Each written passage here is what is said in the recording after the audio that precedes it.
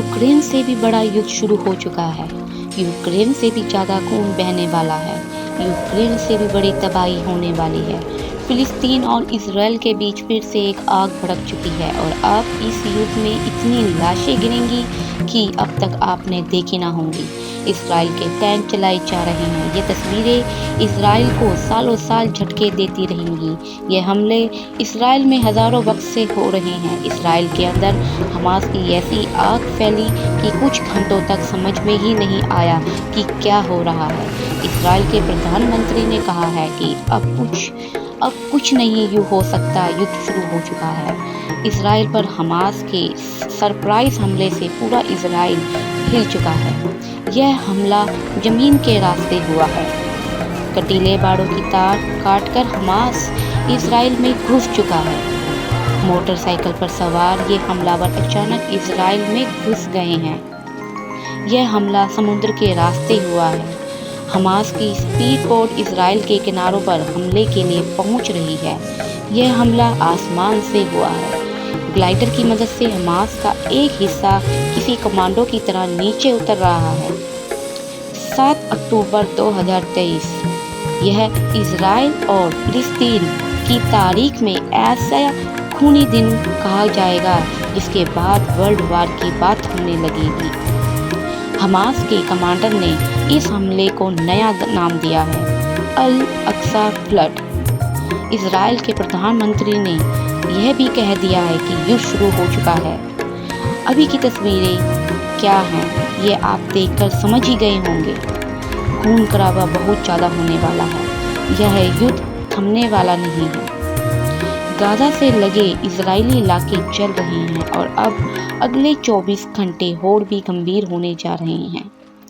हमले की शुरुआत कैसे हुई जरा गौर से देखिएगा। जो तस्वीरें विचलित कर सकती हैं उन्हें एडिट करके हटा दिया गया है। ये हमास के हमलावर हैं जो 7 अक्टूबर को सुबह सुबह इजराइल के एक मिलिट्री कैंप पर हमला कर दिया गया। इस दौरान हमास के ग्रुप ने ग्लाइडर का भी इस्तेमाल किया और फिर ये उड़ते हुए इजराइल के मिलिट्री कैंप के पास उतरे। ग्लाइडर पर 2 हमलावर सवार हैं और उनके हाथ में है मशीन गन। ऐसे कई ग्लाइडर लॉन्च किए गए हैं और फिर उन्होंने उतरते ही इजराइल के अड्डों पर गोलीबारी शुरू कर दी। ये पिछले 50 वर्षों इजराइल और फिलिस्तीन का सबसे बड़ा युद्ध कहा जा रहा है। जिस मिलिट्री अड्डों को इस टारगेट किया गया वहां कई इजरायली सैनिक मारे गए हैं। इजराइल की पुलिस टीम ने कहा है कि गाजा पट्टी के पास 21 ऐसी लोकेशन है जहां बड़े हमले हुए हैं। इसलिए कहा जाता है कि इजराइल की खुफिया एजेंसी मोसाद के इस हमले को लेकर पूरी तरह फेल साबित हुई है। हमास की ट्रेनिंग को लेकर मोसाद अनजान रही। हमास की रॉकेट पावर को लेकर मोसाद अनजान रही। एक साथ इतने रॉकेट तैनात कर दिए गए लेकिन मोसाद को भनक तक ही नहीं लगी। इजराइल पर हमले की बड़ी वजह बहुत दिनों से उबाल खा रही है जिसके बारे में पूरी दुनिया जानती है और इजराइल पर ऐसा हमला किसी भी वक्त हो सकता है। ये बात भी किसी से छुपी नहीं थी। इजराइल पर जो हमला हुआ उसकी सबसे बड़ी वजह वेस्ट बैंक के रिहायशी इलाकों में इजराइल का सैन्य ऑपरेशन है। पिछले कई दिनों वेस्ट बैंक जो फिलिस्तीन का पूर्वी हिस्सा है वहां इजराइल की सैन्य गतिविधियां बढ़ी। कई फिलिस्तीनी सेना इजराइल के ऑपरेशन में मारे गए हैं। वेस्ट बैंक की बहुत सी जमीन पर सेटलर्स को बसाया गया है और इसे लेकर फिलिस्तीन और इजराइल के बीच तनाव बढ़ता गया। हमास के ऑपरेशन में इजराइल की सेना पर जितना बड़ा हमला किया गया उसकी तस्वीरें बहुत ज़्यादा खतरनाक हैं। लेकिन हमास के हमले के बाद जो माहौल बना है, यूएई, सूडान, मोरक्को, बहरीन अब इजराइल के साथ अपने रिश्तों की शुरुआत कर चुके हैं। लेकिन अब फिलिस्तीन को लेकर इजराइल और सऊदी अरब में दूरी फिर से बढ़ सकती है। हमास के हमले से पहले इजराइल अपने लिए बहुत सुकून महसूस कर रहा था। उसे लगा कि अरब और अलको से दोस्ती हो गई है तो उसकी राह आसान हो जाएगी। इससे पहले सऊदी अरब में जॉर्डन में अपने राजदूत को फिलिस्तीन का अनिवासी राजदूत करार दिया गया। राजदूत को जेरूसलम में काउंसिल जनरल के तौर पर भी काम करने की जिम्मेदारी दी गई। लगा कि इजराइल के साथ रिश्तों की सामान्य करने को कोशिश जो पहले हुई है उसमें सऊदी अरब में नया पेंच फंसा दिया गया, क्योंकि ये भी कहा गया है कि जेरूसलम राजदूत के लिए राजनयिक बेस भी होगा। सऊदी अरब को मालूम था कि इजराइल की तरफ से इसका विरोध होगा और ऐसा ही हुआ। इजराइल ने फिलिस्तीन अथॉरिटी में सऊदी अरब के राजदूत के लिए जेरूसलम को राजनयिक बेस बनाने के विचार को खारिज कर दिया।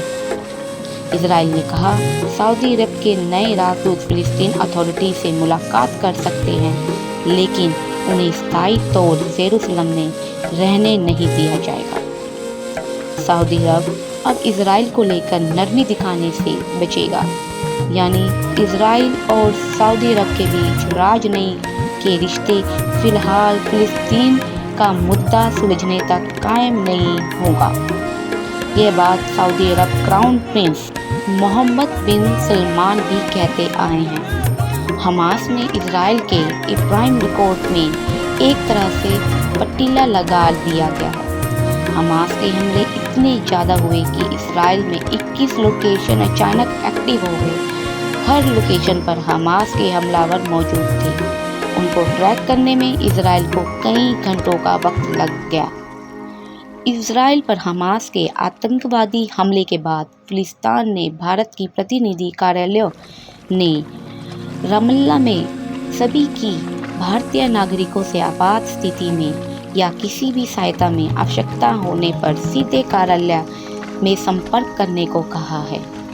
प्रतिनिधि कार्यालय ने इसके लिए 24 घंटे की आपातकालीन हेल्पलाइन नंबर भी जारी किया है। फिलिस्तीन में भारत के कार्यालय ने सोशल मीडिया के प्लेटफॉर्म पर लिखा, सार्वजनिक सूचना मौजूदा सुरक्षा स्थिति के लिए मद्देनजर फिलिस्तीन में भारतीय नागरिक किसी भी आपातकालीन स्थिति या आवश्यकता सहायता के लिए 24 घंटे की आपातकालीन हेल्पलाइन पर सीधे भारत के प्रतिनिधि कार्यालय से संपर्क कर सकते हैं। आपको बता दें कि शनिवार को मध्य पूर्व में काफ़ी हलचल मची हुई थी। दरअसल हमास आतंकवादी समूह ने अचानक इजराइल पर रॉकेट से हमला कर दिया। लगभग आधे घंटे तक दक्षिणी और मध्य इजराइल में जमकर रॉकेटों की बौछार कर दी गई। हनी न्यूज़ एजेंसी और टाइम्स ऑफ इजराइल ने अधिकारियों के हमलों से बताया कि अब तक के अनुसार 250 लोग मारे गए हैं और लगभग 1000 से ज़्यादा लोग घायल हुए हैं। हमास के आतंकवादियों ने कई इजरायलियों को गाजा में बंधक भी बना दिया गया है।